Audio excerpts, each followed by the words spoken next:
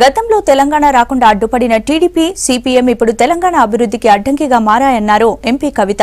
ప్రభుత్వం చేస్తున్న అభివృద్ధిని చూసి ఓర్వలేకపోతున్నాయన్నారు. కాంగ్రెస్ రంగు రుచి లేని పార్టీగా మారిందన్నారు.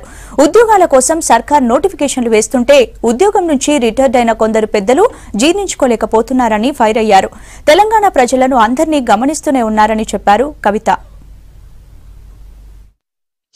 ఇంకొక పక్క మన యువతను కూడా సేవ్ చేసుకుంటూ ముందుకెళ్తా ఉన్నాం. అదేవిధంగా ఇవాళ కేజీ టు పీజీ విద్యలో మరి మంచి రెసిడెన్షియల్ స్కూల్స్ ఇంగ్లీష్లో పెట్టి ముందుకు తీసుకెళ్తున్నటువంటి సందర్భాన్ని మనం గమనిస్తూ ఉన్నాం.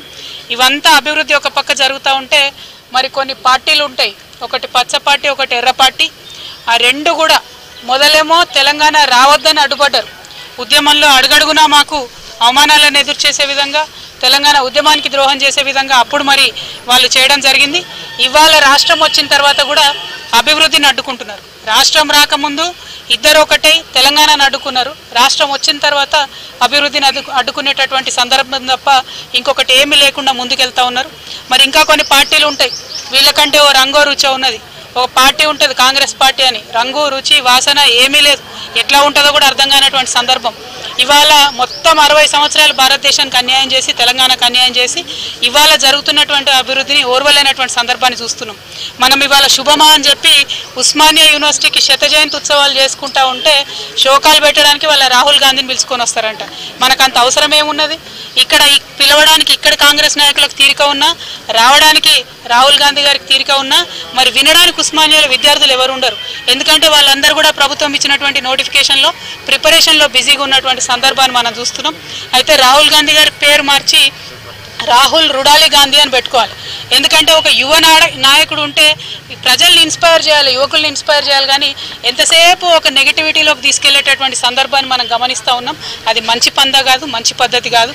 మరి కొంతమంది ఉద్యోగాల నుంచి రిటైర్ అయినటువంటి వాళ్ళు, కొత్తగా మనం ఉద్యోగాలు వేస్తుంటే భరించలేనటువంటి వాళ్ళు, మేము 3000 కిలోమీటర్లు తిరిగినాం, ప్రజలు మాకు సహకరిస్తలేరు అని అంటే, లక్షల కిలోమీటర్లు తిరిగినా సరే ప్రజలు కంఫర్టబుల్గా ఉన్నప్పుడు, ఇష్యూ అన్నది లేనప్పుడు ప్రజలు కదలరు. మనం తెలంగాణ ఉద్యమ సమయంలో చూసినాం, గుండె మంట ఉండే కాబట్టి సాగరహారం అంటే కూడా అందరు కదిలి వచ్చిండ్రు. మిలియన్ మార్చ్ అంటే కూడా దూకి కథన రంగంలోకి అందరు వచ్చిండ్రు. ఇష్యూ లేనప్పుడు నాన్ ఇష్యూ చేయాలని ప్రయత్నం చేస్తే మరి అది వారికే మంచిది కాదు.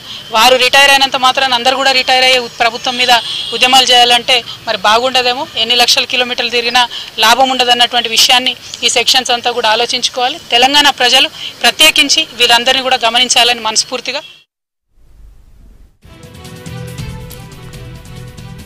నిజామాబాద్ ఎంపీ కవితకు రైల్వే కోర్టు రిలీఫ్ ఇచ్చింది. ఆమెపై ఉన్న కేసును కొట్టివేస్తూ రైల్వే కోర్టు ఆర్డర్స్ ఇచ్చింది.